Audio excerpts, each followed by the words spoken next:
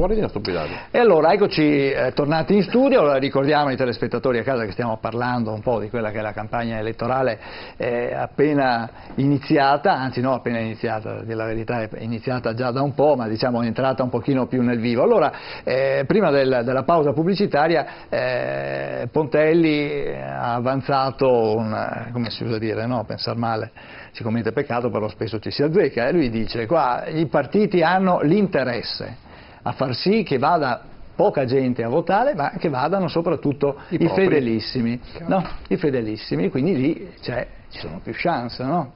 Cosa dice Rigon? Ma allora, da un punto di vista teorico il ragionamento ha una sua logica, nel senso che effettivamente più alta è l'astensione, più pesanti diventano i voti dei fedelissimi, no?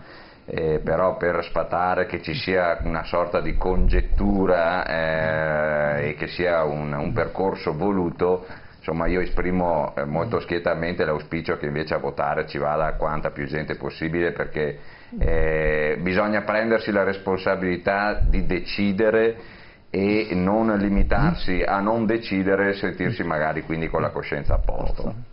Poi qualche volta capita di votare il meno peggio e magari non quello in cui si crede al 110%, è nell'ordine delle cose, però votare è sempre un giusto esercizio di democrazia. Ecco, credo che ci sia un telespettatore in attesa, se non sbaglio. No, ecco, no, mi dicono di no. Allora, Boron, vorrei un suo commento anche a questa... Ma guardi, è sempre una questione di allocazione di risorse e cosa si vuol fare. Io ho ascoltato anche il giudizio, così la rappresentazione economica parziale, evidentemente parziale.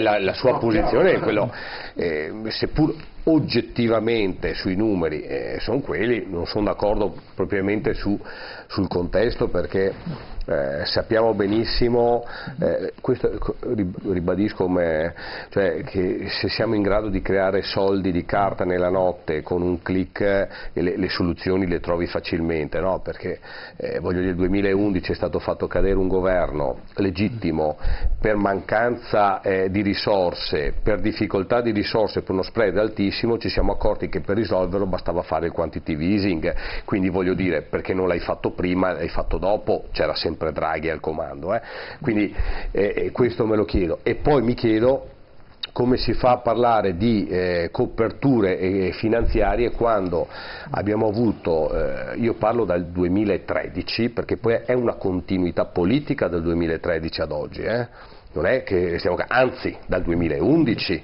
perché Monti al governo era comunque parte del governo successivo con la sua scelta civica. Hanno prodotto la più grande tassazione a livello mondiale, siamo il paese più tassato a livello mondiale, hanno massacrato imprese e famiglie, hanno avuto nel periodo di maggiore crisi di questo paese il più alto gettito di entrata fiscale, c'è stato il più alto gettito di entrata fiscale, abbiamo avuto il costo del denaro a zero, quindi il più basso costo del debito pubblico, eppure abbiamo aumentato il debito pubblico non di 300 ma molto di più, perché 300 è da quando c'è su il governo di centrosinistra dal 2013. Dal 2011 il debito pubblico era già 1700 no, era meno, comunque posso ottenerle anche 2000. Comunque, quindi se nelle condizioni di maggiore entrata fiscale col massacro fiscale e di più basso costo del debito pubblico noi aumentiamo il debito pubblico di cifre insomma impossibili come abbiamo sentito, io non ho capito dove sta il problema di eliminare la legge Fornero da 20 miliardi di euro all'anno, no? Quando il concetto è dove io alloco le risorse, e giustamente a questo punto vuol dire che abbiamo sperperato centinaia di miliardi di euro in cose inutili, perché non hanno prodotto economia, non hanno prodotto sviluppo. Certo, bisogna essere... Io lo dico, prima quando si parlava di comuni di Padova si era esterna, e poi quando sono diventato assessore capivo dove stavano le risorse nei bilanci, nelle riserve di bilancio. Sa che quando sono arrivato a fare l'assessore a Padova mi sono accorto che i dirigenti facevano delibere con le riserve di bilancio del 2008? io sono arrivato nel 2014, sì. milioni di 6 euro anni. nelle riserve di bilancio del 2008. Poi ovviamente sono andato in regione e lì capisci che un altro meccanismo finanziario. Immagino lo Stato che ha un bilancio, 800 miliardi, ecco, dove sono le risorse, dove sono le riserve, le politiche che puoi fare all'interno di un bilancio così elevato. Teniamo presente che comunque sia, si parla di una manovra di sviluppo, cioè se io da una parte mando in pensione, ribadisco, con 41 anni di lavoro, le persone, libero centinaia di migliaia di posti di lavoro, di giovani che iniziano a pagare iniziano ad avere un reddito, iniziano ad avere una spesa, iniziano a avere tassazione, contributi previdenziali, certo, che pagano, quindi certo, i 20 miliardi da una parte vengono compensati dall'altra parte. Poi se noi abbiamo deciso che questo è un paese dove si deve lavorare sempre di più, cioè arrivare vecchi, perché più vecchi si arriva e la pensione non viene più pagata, no? Perché poi alla fine c'è la fine vita, e dall'altra parte avere giovani disoccupati o per dire ti do un posto di lavoro, giovani pagati a 3-5 euro all'ora perché l'unica possibilità di lavoro sono le cooperative di sfruttamento, le chiamo così. Sto leggendo un bellissimo libro, si chiama Coop Connection, durante la malattia, ovviamente l'influenza che ho preso da Natale. Bisogna andare a vedere queste cose e capire dove ci stanno le soluzioni ai problemi. Noi non abbiamo bisogno di un paese che con persone prendono 500 euro al mese, non crei sviluppo. Il debito pubblico si crea così, il debito pubblico si crea quando hai popolazioni, parti di popolazione molto elevate, oggi oltre 4 milioni, no? di questa nazione, che non hanno nemmeno i soldi per consumare, per vivere, per spendere, per pagare ovviamente dei contributi previdenziali. È lì dove noi andiamo a cercare lo sviluppo. Lo sviluppo non è l'assistenzialismo e nemmeno lo schiavismo che è stato creato in questi 5 anni. Certo. Abbiamo il signor Roberto che è in attesa da un poco, che vuole intervenire. Buonasera signor Roberto, ci sente? Buonasera. Da dove chiama lei? Dalla provincia di Venezia. Prego, allora, cosa vuole chiedere? Da chiedere niente, io vorrei sapere se gli italiani tutti, quelli che ci stanno ascoltando e che dovranno andare a votare il 4 marzo, abbia pazienza, la sentiamo molto male, non riusciamo a capire quale studio sta dicendo. La facciamo richiamare, facciamo un secondo tentativo. Intanto facciamo intervenire anche l'esponente del Movimento 5 Stelle. Dobbiamo sentirsi perché altrimenti parlavano, non sentivamo, sarebbe stato inutile, non saremmo riusciti a dare una risposta. Allora Giorgio Marchetto. Sì, credo che a un certo punto dobbiamo anche fare un po', cambiare la prospettiva, anche quando si fanno queste analisi, quando un cittadino pensa ma chi vado a votare questa volta, eccetera. A questo punto bisogna pensare, ma chi è che finanzia i partiti? Perché una volta che noi capiamo chi finanzia i partiti, possiamo avere la certezza o meno se poi quelle promesse le manterranno. Allora, dietro i partiti bisogna essere onesti e dirlo, cioè ci sono le lobby, ci sono i grossi gruppi finanziari, ci sono gli industriali, magari quelli che inquinano il territorio, che finanziano sia a destra che a sinistra, e quindi si sono create tutta una serie di meccanismi per cui il politico non ha le mani libere di fare quello che promette.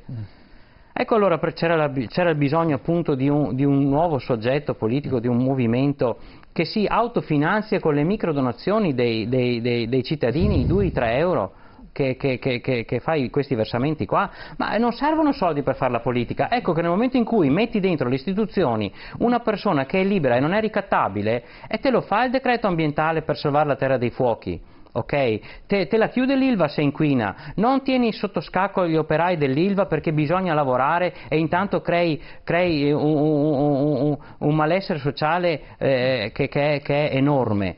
Cioè, a un certo punto per fare le cose bisogna essere liberi, voi dovete essere onesti, non riuscite a fare i provvedimenti perché avete chi da dietro vi dice che non potete farli. Cioè, a un certo punto bisogna capire che serve uno stacco da questo sistema per poter far progredire l'Italia, altrimenti noi regrediremo sempre di più.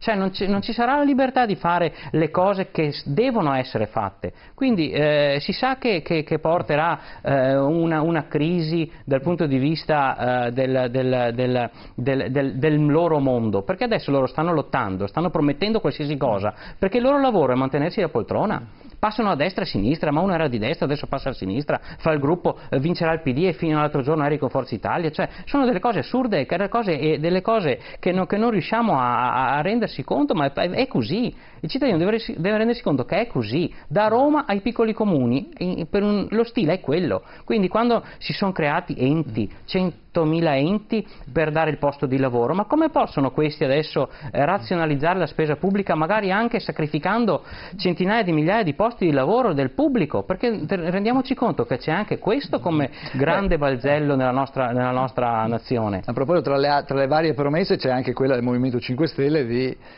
abolire 400 normative, questo no? sito internet che abbiamo attivato, aboliamo le leggi, ok? Dovrebbe essere un sito aperto sempre 24 su 24, perché quanti di noi si scontriamo su balzelli, su leggi, regolamenti assurdi che non si certo riesce... che anche questo non sarà una cosa semplice da fare. Guardi, less is more è meno è meglio, credo che sia una cosa fondamentale, una regola di vita, quindi... Comunque sicuramente la cosa non sarebbe poi così semplice da mettere in atto, penso, è una valutazione personale. L'Inghilterra ha 3.500 leggi, la Francia ne ha 5.500, noi abbiamo 55.000. Non ho capito, e non funzioniamo, gli altri funzionano. Io ho solo detto che non sarebbe semplice da fare. Toglierle. No, semplice è semplicissimo, basta fare. Basta fare, non è semplice da fare. Cioè, è chiaro che se la litigiosità è la base di tutto, non si finisce mai. Ma si va là e si fa. E bisogna rispondere alla gente, perché li abbiamo votati noi, ma non ci possono continuare a promettere il nulla, perché gli diamo sto voto. Sentiamo il signor Antonio a proposito di dare risposte. Signor Antonio, buonasera, lei chiama? Buonasera dottor Tivellato, chiamo da Roma. Prego. Lei e il professor Casen e tutti i suoi ospiti, anche se mi permette, anche se con un po' di ritardo, di farle fare gli auguri di un buon anno. Grazie anche a lei.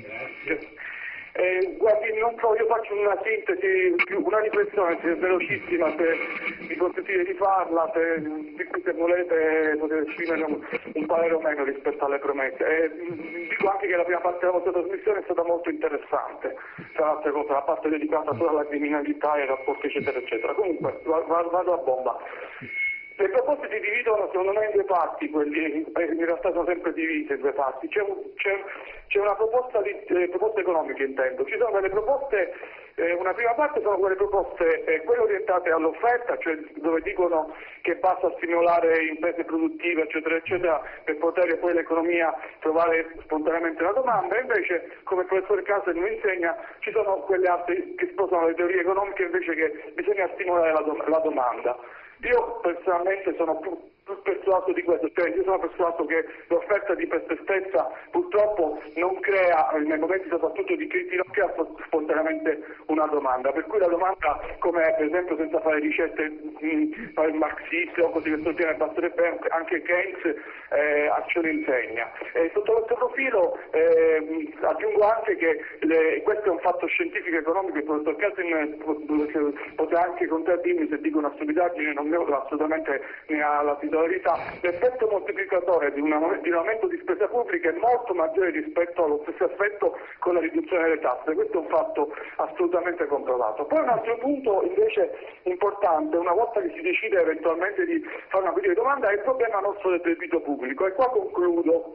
Mi ha colpito, professore Casen, lei ho visto diverse trasmissioni che ha fatto ovviamente sulle banche e sulla situazione delle banche venete, molto interessanti come le tante che lei fa. C'è un punto che mi ha colpito, un resoconto che ha fatto l'ex direttore della Banca d'Italia Saccomanni alla commissione appunto di quella sulle banche di inchiesta, quando gli hanno detto il perché, vado veloce a concludere, il perché il bail-in non si fossero opposti all'epoca all'applicazione retroattiva del Belin. Bene, in sintesi Giacomani ha detto che hanno provato a farlo, però gli altri paesi non erano d'accordo, gli altri rappresentanti dei paesi europei come al solito, in particolare la Germania come al solito, e poi ha detto che scontrarsi in quel momento sarebbe stato come al solito un problema di segnale negativo nei mercati, eccetera, eccetera. Quindi concludo dicendo, uno dei noccioli importanti, il nostro problema del debito e il nostro fatto che il professor Casini ha ripetuto prima volta in quelle trasmissioni, il fatto che noi non possiamo stampare moneta e abbiamo questo debito, siamo per me ricattati, quindi io non so fino a che punto, ma non lo dico con un dubbio, non ho la certezza che sia facile, una volta approvato il nostro bilancio all'approvazione dell'Europa, eccetera, eccetera, di poter condizionare tutto questo. Tutto qua, scusate se mi sono dilungato, una buona serata. No, grazie del suo intervento. Non so se il professor Casini vuol rispondere o... A posto vari quesiti, diciamo che sì, c'è una dipendenza dall'euro che è pesantissima. Ormai ci siamo infilati e sarà difficile uscirne fuori se non con gravi danni. Il problema è che l'euro non è gestito da noi, è gestito da alcune nazioni europee che hanno interesse a mantenere un euro così elevato e soprattutto il grosso problema è stato sul cambio euro-lira, no? Che è stato fatto apposta per abbattere i debiti dello Stato italiano, noi abbiamo pagato l'euro di più, però immediatamente dopo è arrivato Messi e Berlusconi e ha azzerato tutto il vantaggio che ci era costato miliardi di euro. Quello che mi domando io, e se mi date una risposta sarei, ma che gli frega a Berlusconi di fare politica? Perché non ho mica capito. Non lo capisco. Io capisco che Renzi è giovane, vuol fare il bullo, eccetera, quell'altro che vuole rimettere in piedi il vecchio fascismo, la signora, dalle grandi promesse che torneremo a fare la marcia su Roma, non lo so. Mi pare di vivere in un paese dei campanelli, no? Dove le grandi promesse sono fatte sulla schiena della gente che non so nemmeno se questi quando parlano si rendono conto di quello che stanno dicendo o ci prendono tutti per cretini, cioè ci prendono per il naso come si faceva con i buoi una volta, va bene? E tanto questi non capiscono niente, ti do gli 80 euro, ti do questo, ti do l'altro, ti do quell'altro, come se questo volesse dire fare economia. Allora l'economia si risolve solo se c'è industria, se il privato produce e se c'è consumo. E sono stati spalancate le porte dell'Europa ai cinesi, per carità, non sono contro i cinesi, ma c'è modo e modo di fare le cose. Cioè, se io ho una diga e la butto giù, la quantità di acqua distruggerà tutto, ma se ho delle paratie e ho bisogno dell'acqua, me la centellino e riesco a ottenere anche dei risultati positivi e non negativi. Questa è stata l'apertura incondizionata delle frontiere. Ma perché? Perché la Germania con un euro alto poteva esportare in Cina e fare tutti i cavoli che voleva fare. A spese nostre. Questa non è Europa unita. Torniamo al discorso di Vittorio Emanuele II. L'Italia è stata unita male. Ci voleva l'Italia unita, ma non in questa maniera e la stiamo ancora pagando. Non è possibile che andiamo avanti in questa maniera. Io non sto parlando né contro Berlusconi né contro Renzi, né contro... sto parlando alle persone, quelle che ci stanno ascoltando, certo.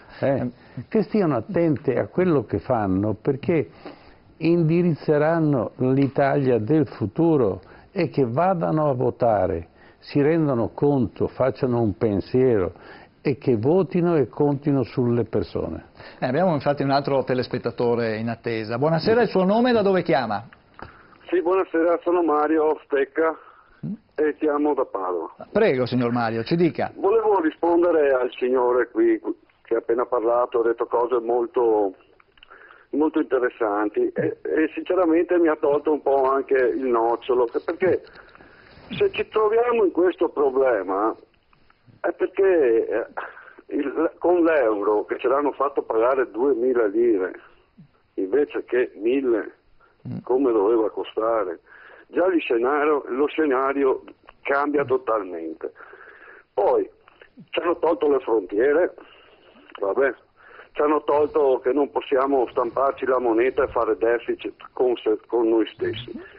Il problema dell'Italia non sono gli italiani, sotto un certo aspetto sono gli italiani che continuano a votare la politica, i vecchi partiti, ma sono proprio i vecchi partiti che ci hanno messo in questa situazione. Cioè, è impossibile che queste persone l'abbiano fatto così per sbaglio, l'hanno fatto perché avevano un disegno chiaro e preciso.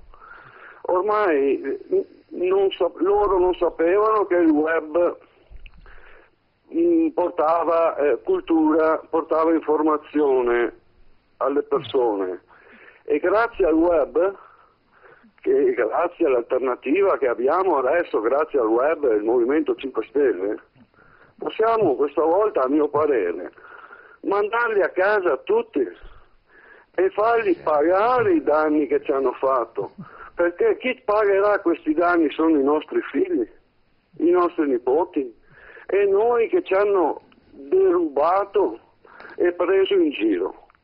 Grazie. Ringrazio e Grazie. Buonasera, spero che i signori politici che sono lì seduti se ne rendano conto che anche Draghi ha visto ed è stato zitto come è stato zitto il signor Prodi, e Berlusconi non ha vigilato sull'aumento dei prezzi, eccetera, eccetera. Grazie del suo intervento. Abbiamo un'ultima telefonata, che ormai il tempo scappa via, abbiamo la signora Michela. Buonasera signora Michela. Buonasera a lei. Un piacere sentirla. Mio caro editore Casey. Prego. Io volevo farle una domanda ancora nella prima parte di trasmissione, quando avete parlato un po' di mafia eccetera, e mi premeva fare questa domanda. Noi parliamo sempre di mafia che adesso c'è anche in Veneto, ma nessuno ci dice come mai questa mafia è arrivata in Veneto, quali sono le conseguenze di quel travaso, di quel incremento di cosiddetti collaboratori di giustizia che negli anni sono stati mandati in Veneto, e mi risulta siano centinaia, non uno o due. E questo ha influito sicuramente negativamente su quella parte marcia di autoctoni veneti che poi si sono ridotti, vedi poi Faccia d'Angelo e quant'altro.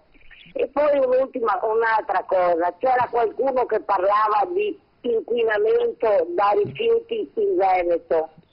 Ieri sentivo ad esempio a Pitti Uomo che parlavano del tessuto impermeabile e mi è venuto in mente quel gas che ha avvelenato grande parte di acqua e di popolazione in Veneto, ma nessuno pensa e se ne renda conto di quello che è successo, perché come ho detto io a tutti uomo non ho sentito i grandi dell'alta moda parlare di questi avvelenamenti, e mi premeva da parte dell'editore Casey che portasse avanti anche queste cose, e mi premeva innanzitutto di dire appunto che tutte queste immondizie, questi inquinamenti sono frutto di un lavoro forse esagerato in Veneto.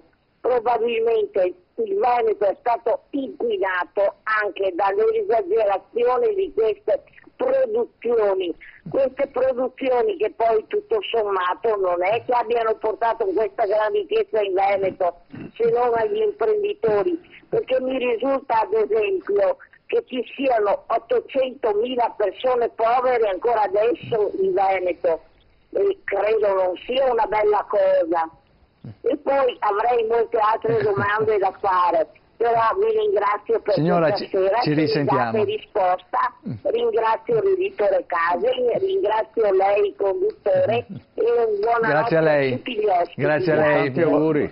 Tanti auguri in ritardo, signora Michela. Allora, sicuramente ecco, un aspetto è vero che non abbiamo toccato nella prima parte della trasmissione, quando abbiamo parlato di mafia, era la questione dei tanti boss mafiosi che sono stati messi al confino nel nostro territorio. Lo stesso, la nascita stessa della Mala del Brenta ne è stata una conseguenza. E poi la questione sicuramente dell'inquinamento che abbiamo toccato, diciamo, in parte. Non so, professor Case, se voleva aggiungere qualcosa. No, le obiezioni che ha fatto sono ottime, direi che ci troviamo a dover riaggiustare un Veneto che è stato trascurato in tutti gli anni, ma non adesso, parliamo degli anni 50.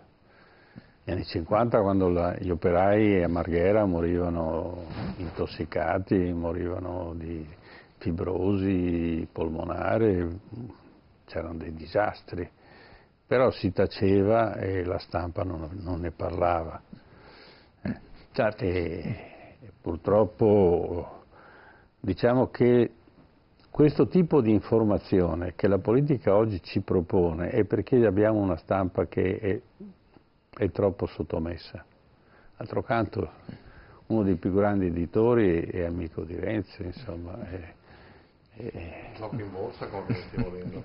Sì, suggerisce il gioco in borsa, no? Ecco. Quindi possiamo permetterci che Repubblica dica le cose come stanno? Corriere della Sera che dica le cose come stanno? No, non so, il giornale dica le cose come stanno. E chi deve leggere? Dove andiamo a trovare? Anche si parlava di mafia, ma in America ci sono giornalisti che fanno inchieste, qui al massimo fanno 4 interviste, raccontano delle cose, fanno attualità. È successo l'inaugurazione eccetera, ha parlato il sindaco, benissimo, perché ci vuole anche quello, no? Qualcuno che scava. Cioè, devo trovare anche quello che va in cerca e che il giornale lo supporta perché riesca a fare. C'è stato un impeachment in America perché 2 giornalisti si sono puntati e sono riusciti a far saltare il Presidente degli Stati Uniti. 2 giornalisti, non so se mi spiego. Qui siamo pieni di mafia, sappiamo neanche dov'è, e i giornali ne parlano solo se i giudici si muovono o se la polizia va ad arrestare. Non è possibile che sia così. Dov'è lo Stato? E dov'è l'informazione? Questa è la mia domanda. Non so se volete rispondere alla sollecitazione del professor Case, Boron. Ma la malavita va dove ovviamente c'è l'economia, va a investire dove c'è l'economia, è di altra provenienza, perché quando sentiamo della malavita qui, a parte la parentesi storica che giustamente ricordava, che è quella della Mala del Brenta, che è nata però su ovviamente vicinanze con il confine, con il soggiorno obbligato di qualche boss mafioso. Quando si parla di malavita in Veneto, andate a vedere le cronache, cioè si parla di malavita proveniente ovviamente da regioni che storicamente hanno il sistema malavitoso imperniato, che ovviamente si trapianta nelle regioni ricche perché prendono i soldi e li devono investire nel sistema dove c'è la produzione, dove c'è la ricchezza. Ovvio che quando poi si entra in un periodo di crisi come quello che si è vissuto negli ultimi, parliamo 2008-2009, è iniziato, quindi sono quasi 10 anni che questa crisi ormai corre. È ovvio che la malavita fa affari, c'è la difficoltà, c'è la necessità, c'è l'imprenditore che la banca non gli fa il finanziamento, è un sistema, e giustamente questo sistema lo combatti con le istituzioni, lo combatti con... guardi, cioè io parte da politico, non vivo di politica, non faccio il politico di professione, sono uno che lavora, insomma, sono un piccolo imprenditore, so cosa vuol dire aver passato questi 10 anni, so cosa vuol dire che quando ci sono le difficoltà, e la maggior parte degli imprenditori in difficoltà che sono nati in questi anni sono nati per crediti, sono andati in difficoltà perché lo Stato, gli enti pubblici, le amministrazioni non pagavano i loro debiti, e dall'altra parte ti sentivi non solo la necessità, obbligato a pagare le tasse, obbligato a pagare l'IVA sui crediti che hai nei confronti dell'ente pubblico, e la banca che ti chiudeva i rubinetti. Bene, cerchiamo di uscirne, parliamo di sistemi da rivoluzionare. Come si può permettere di uscire da un sistema di crisi e rilanciare un paese quando ci si inventa lo split payment, no? Quando si inventa che a finanziare lo Stato sono gli imprenditori, sono la piccola e media impresa, sono anche le grandi aziende, cioè siamo arrivati a questo livello che a finanziare il sistema pubblico lo Stato sono i piccoli imprenditori. Per chi non capisce qual è lo split payment, vuol dire che le forniture nei confronti degli enti pubblici ti vengono pagate al netto dell'IVA, e l'IVA non la puoi recuperare mensilmente in decurtazione totalmente, ma devi attendere 3 mesi che deve essere maturata, deve essere accertata. Dopo il trimestre ovviamente dove è stata accertata ne chiedi il rimborso e non si sa in quando arriva. Parliamo che ci sono aziende che stanno accumulando centinaia e centinaia di migliaia di euro di crediti IVA nei confronti dello Stato. Ecco, se pensiamo, no? Previo controllo della Guardia di Finanza. Previo controllo. Se pensiamo, è quello che dicevo prima, se pensiamo che la soluzione sia cioè quella di affossare il sistema, mandare in pensione tardi le persone, perché, ribadisco, qualche anno fa la Fornero non c'era, il debito pubblico era più basso, abbiamo fatto la Fornero, il debito pubblico è aumentato, ci sarà un nesso logico nel sistema economico, no? Ci sarà un nesso economico se io massacro il sistema produttivo, massacro le famiglie, aumento la tassazione e il debito pubblico aumenta. Ci sarà un nesso. Attenzione, aumenta il debito pubblico, ma aumenta anche la spesa pubblica. Perché ma certo, perché la difficoltà sociale la devi pagare. No, ho capito, cioè, però la allora, scusi, uno dei maggiori dati di spesa economica dello Stato in questi anni sono stati i contributi sociali alla disoccupazione, a cassa integrazione, che se uno non lavora non la paghi. Chiaro. Cioè, ogni 100.000 persone che trovano un posto di lavoro non solo producono reddito e tassazione, ma ci sono risparmi di spesa pubblica nei confronti di queste persone a cui devi dare un reddito, un sussidio sociale, hanno le esenzioni dalle tasse universitarie, tutto. Cioè, la ricchezza parte giustamente, come si diceva prima, no? Parte dal privato, dalle famiglie, dalle imprese che lavorano, producono e pagano tasse, ma se nella logica di un sistema c'è io ammazzo la produzione, ammazzo le famiglie, li massacro di tasse e dall'altra parte penso di recuperare risorse, abbiamo sbagliato.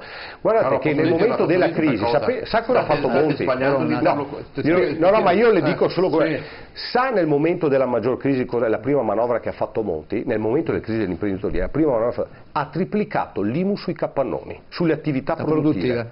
Ha triplicato, cioè uno sta morendo perché l'economia va in difficoltà e tu cosa fai? Gli decidi di ammazzarlo sul serio. Secondo me hanno pagato l'IMU? Uno che ha chiuso la fabbrica, l'ha pagata l'IMU, gli ha detto allo Stato: vieni a prendere i 4 muri del capannone e pagatela da solo l'IMU. 500 e più miliardi di euro sono scritti a bilancio di questo Stato come ovviamente crediti inesigibili, perché sono verbali dell'agenzia, verbali dell'Equitalia che non verranno mai pagati perché li hanno fatti così, li hanno fatti i verbali, li hanno fatti mandando gli emissari, no? Gli emissari nelle aziende a far verbali inesistenti, chiedendo risorse impossibili da pagare se l'economia non funziona. Facciamo rispondere, facciamo anche intervenire anche gli altri. Credo che l'orizzonte temporale che si prende in considerazione sia troppo ristretto. Cioè collegare la crisi con la Fornero o comunque con Monti, che Monti sono conseguenze. Io decido il politico fa delle scelte. Sì. Loro hanno fatto delle scelte e abbiamo la fotografia di oggi, che è quella di debito pubblico aumentato, difficoltà. Noi diciamo facciamo delle scelte e produciamo degli effetti tali per cui non è vero che alla fine mancano 20 miliardi di euro per la legge Fornero. La fotografia di oggi non è imputabile, anche se sono gli ultimi che l'hanno gestita, non sono imputabili a Renzi, a Gentiloni, Renzi, Letta, Monti e Berlusconi.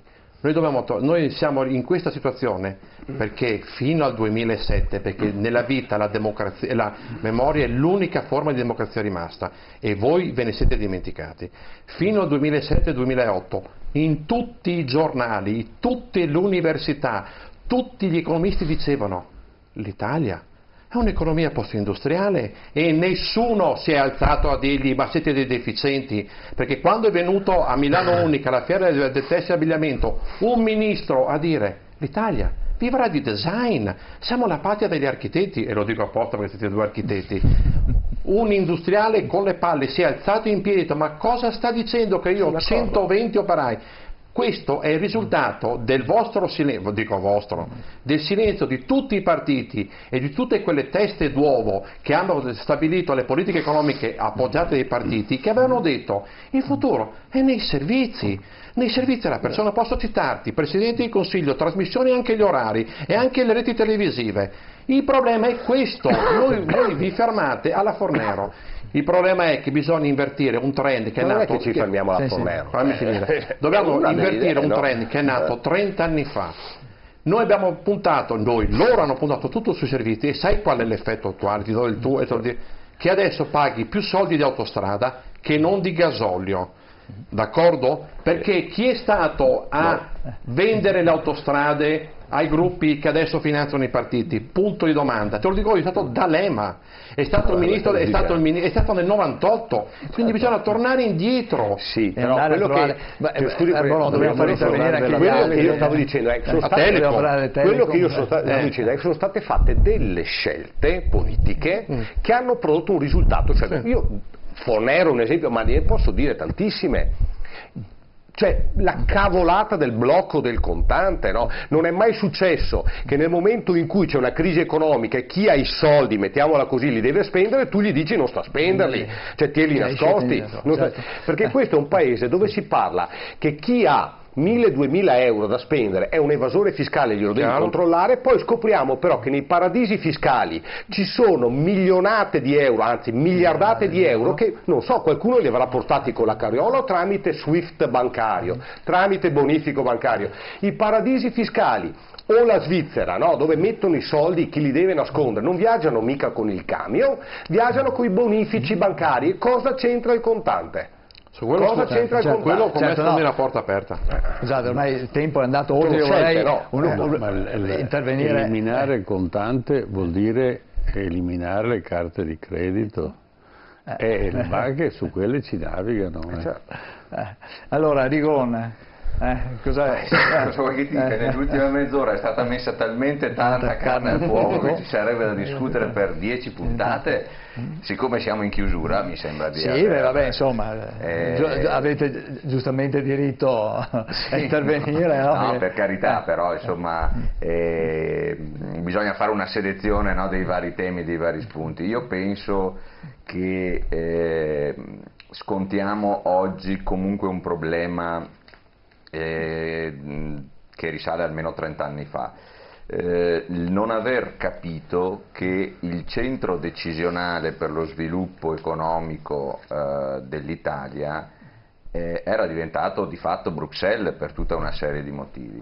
E non l'abbiamo capito perché convinti che comunque Roma, il Parlamento italiano, era comunque il centro decisionale principale, per decenni a Bruxelles, il Parlamento di Bruxelles l'abbiamo un po' visto come il pensionato dei politici a fine corsa, no? Quando uno aveva chiuso la carriera politica, dai vai a Bruxelles, cioè, tanto per capirsi, fino al 2014 era eurodeputato un tale Ciriaco De Mita, che penso che tra gli under 40 se lo ricordano in pochi, voglio dire, no? Perché personaggio importante, per carità, però insomma che ha fatto la storia della politica italiana negli anni 70-80, no?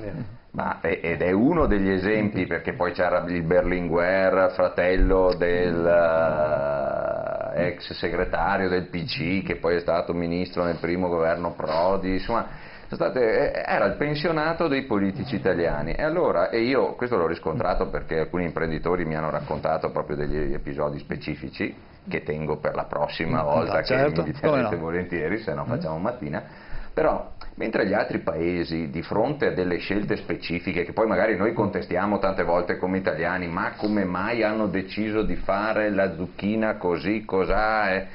Allora, mentre gli altri paesi ci mandavano dei super tecnici al Parlamento europeo, no? Con gli attributi che studiavano in base a quelle che erano le esigenze del loro paese poi specifico di provenienza, noi avevamo i pensionati che guardavano i cantieri, voglio dire, cioè, per cui oggi se l'Europa non è quello che noi vorremmo, che l'italiano vorrebbe, è un po' anche colpa nostra, bisogna che ce lo diciamo molto francamente, cerchiamo di invertire questa tendenza e di mandare persone competenti anche a Roma, ma soprattutto a Bruxelles, che ce n'è bisogno.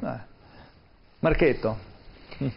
Beh, se i governi li decidono a Bruxelles, chi torna poi sarà l'emissario di se stesso in sostanza, quindi cioè, il lavoro sicuramente è al primo posto di tutti noi, no? Quindi l'italiano adesso assolutamente vuole avere una sicurezza economica, perché abbiamo visto che i soldi non bastano più, cioè sono state create tutta una serie di spese che lo Stato quindi si rifà sui cittadini tramite le tasse, per cui gran parte dello stipendio va speso per cose che non generano ricchezza, che non ritornano sul territorio. Allora, nel momento in cui tu ti vedi decurtare tutta una serie di introiti per pagare il carrozzone che hanno creato in questi anni di Repubblica, perché la Repubblica è un carrozzone, cioè cos'è che funziona? Cosa possiamo dire noi siamo il vanto mondiale per questa cosa che funziona bene?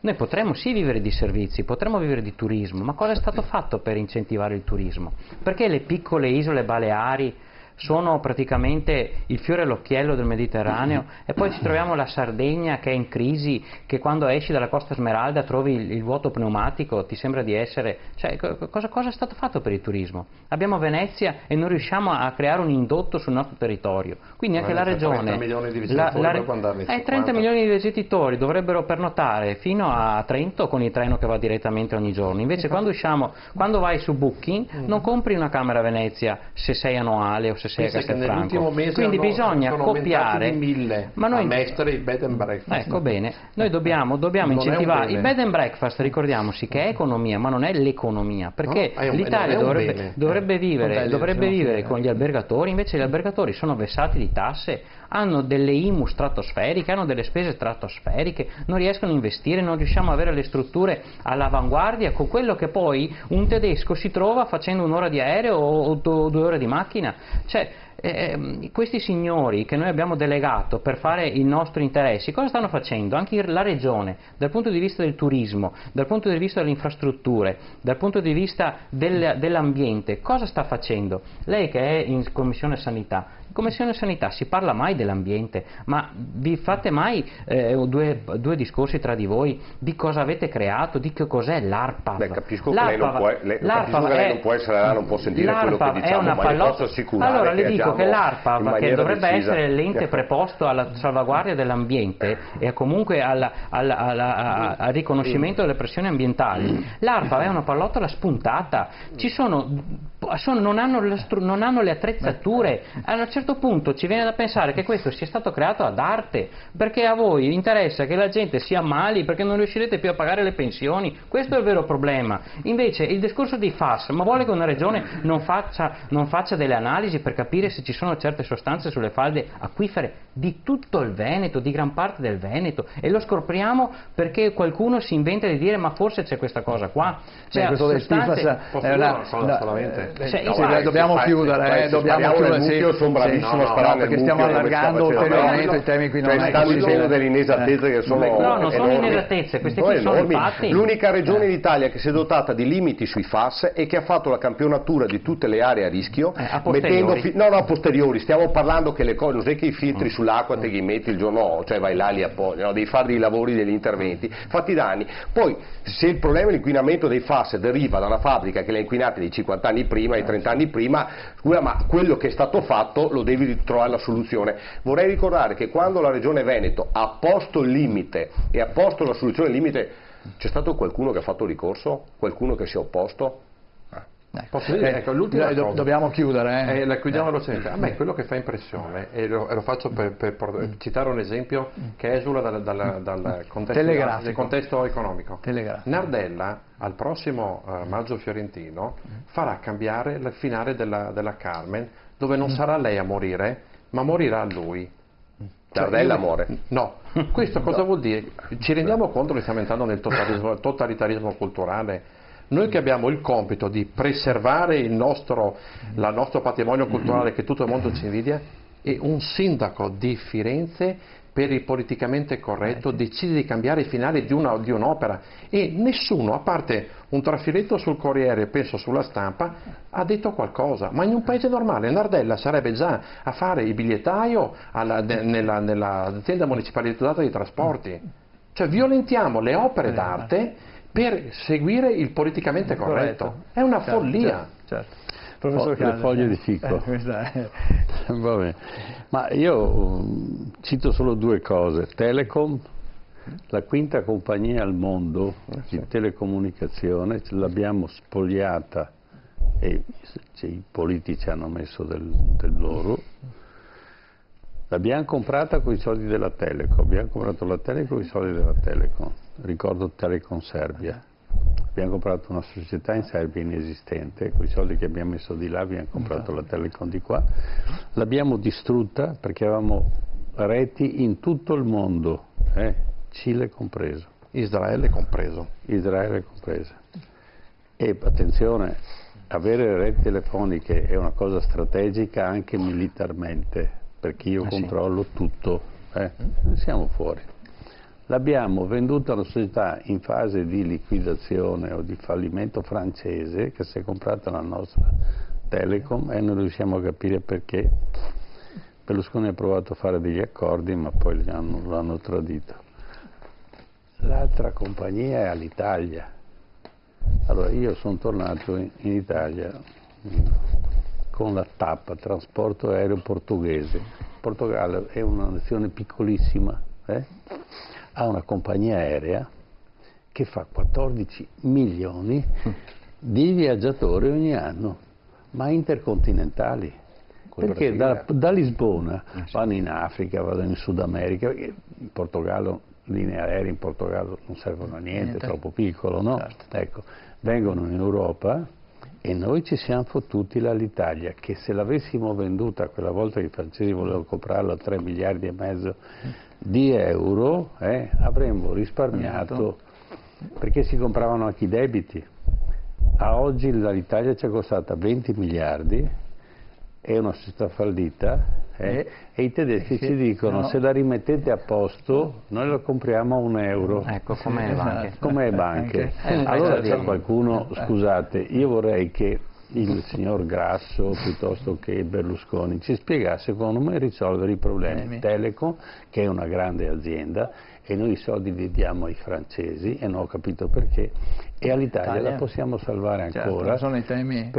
Però nessuno ci dà le risposte. Andremo a Ci cercare promettono i 20 euro, i 50 euro all'asilo, 80, oppure 88 anche 89. Vabbè. Comunque notizia intanto di oggi in Germania dopo 3 mesi di trattative. Una grossa coalizione, chissà se succederà anche in Italia dopo il mai la Germania andò bene da quando la Merkel non governa più. Speriamo, adesso vediamo, dopo che la Merkel rifà il governo, vediamo come va l'economia. Ieri sera Berlusconi nel finale di Porta a Porta ha proprio detto che se non avrà i numeri per fare il governo potrà essere appoggiato il suo governo dal PD. Certo, se vota il suo programma. Va bene, ci salutiamo qua, scusate, siamo andati ben oltre i tempi concessi dall'emittente. Grazie a Fabrizio Boron, grazie a Giorgio Marchetto, grazie a Carlo Rigon, chiedo scusa, grazie a Francesco Pontelli, grazie come sempre all'editore Ermanno Case. Il prossimo venerdì con? Cosa parliamo? Di Alitalia e Telecom? Parliamo di banche. Parliamo di banche. Diamo una nota di colore. Peter Thiel ha vinto la terza Coppa del Mondo di sci alpino. Della combinata. Questo ci risolve combinata. No, assolutamente. Bene, buonanotte a tutti, grazie a Claudio e Marco in regia per la pazienza, grazie ai telespettatori che ci hanno seguito, ci vediamo venerdì prossimo ore 21 TV7 Match, buonanotte a tutti.